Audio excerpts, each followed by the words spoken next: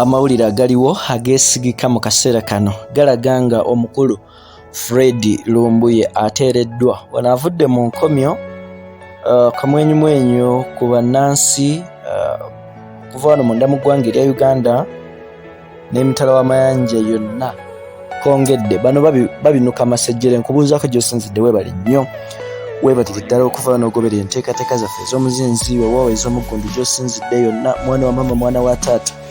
Ensonga eriwo kati gye njagala ndabike nga nkutwalamu gw'ampuliriza naawe ndaba ge mawulire agakakasa okuteebwa kw'omukulu Fred KAJUBI LUMBUYE gw'ampuliriza naawe ndaba. Olunaku olwaddewo ng'ennaku z'omwezi 19 ogw'10/2021 kyongedde okulabika nga kikakasibwa baroyo wa bannamateeka ng'ono mu kaseera kano ateereddwa okuva mu nkomyo gy'abadde. Wakati mwabamu ku bannamateeka abagenze mu maaso okukuliramu kino gw'omanyi obulungi munnamateeka wali munda mu ggwanga erya Turkey Kanso Adani Sahini ne bannamateeka abalala bakakasizza ebigambo oboolyawo ebifaananako bwe biti gw'ampuliriza naawe ndaba yonna gy'osinzidde. Wakati ebibinja eby'enjawulo nga bigenze okulabika nga bigatta amaanyi bigatta ensimbi bigatta ekisoboka kyonna nga kuno kuliko bannayuganda bannanuupu abali mu diaspora chapter bannayuganda wano munda mu ggwanga erya Uganda ab'ekibiina ekya nuupu bannamateeka n'abantu ab'enjawulo bonna nsobola okuvayo ne nkutegeezaako nga bano bonna bongedde okulabika nga bagatta amaanyi ku kuteebwa kw'omukulu Fred KAJUBI LUMBUYE gw'ampuliriza naawe ndaba. Okusinziira wakati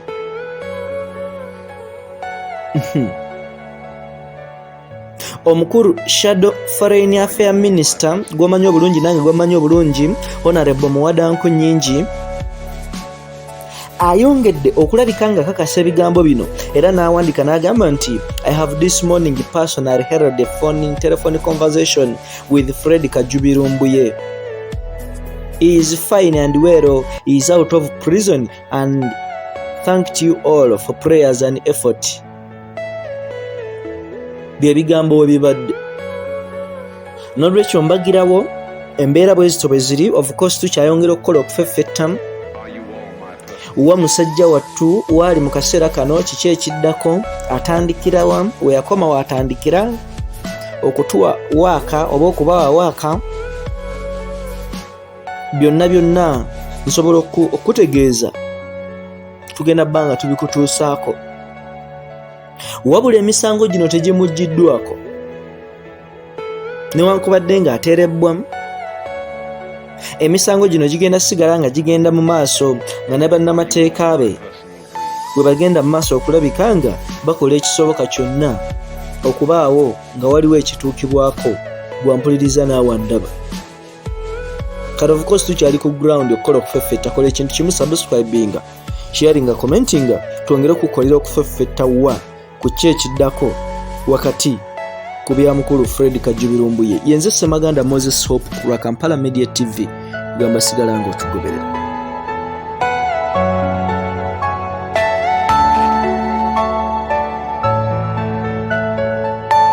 Are you all my personal dreams?